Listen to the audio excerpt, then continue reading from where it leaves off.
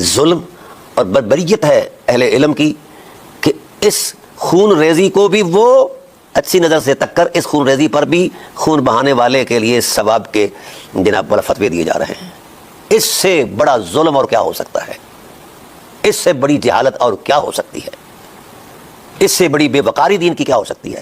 اور پھر یہ دین کے مسند پر بیٹھ کر دین دشمنی کر رہے ہیں اور اس دین دشمنی کو سمجھ رہے ہیں کہ ہم حق پر ہیں۔ یہی سب سے بڑی جہالت ہے، سب سے بڑا ظلم ہے، سب سے بڑی بے توقیری ہے دین کی۔ تو جب کوئی تھرڈ پرسن تکتا ہے کہ یہ دین کیسا ہے جو اس وقت ملا اعظم پیش کر رہا ہے، تو وہ خوف زدہ ہو کر لوٹ جاتا ہے کہ یہ دین جس کی ابتدائی خون ریزی سے ہے۔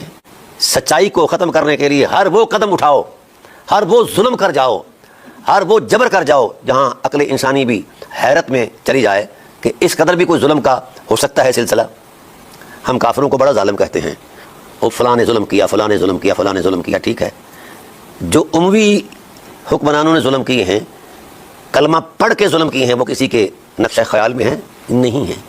اس لیے میں اپنے علماء بریلی سے گزارش کرتا ہوں کہ سچائی کا سامنا کریں اور خیال کریں۔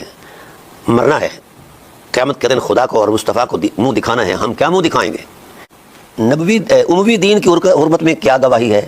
یہ 1400 سال بعد آج دعوت اسلامی گواہی دے رہی ہے کہ بے گناہ بے خطا معاویہ، یہ دعوت اسلامی کا یہ شعار بن چکا ہے، یہ نعرہ ہے۔ تو اس کا مطلب یہ ہوا کہ دعوت اسلامی اسلام دشمن جماعت ہے، کیونکہ اتنی بڑی ظلم اور بربریت پر اگر کوئی اس کے جواز کا خیال رکھتا ہے تو اس سے بڑا ظلم کوئی نہیں۔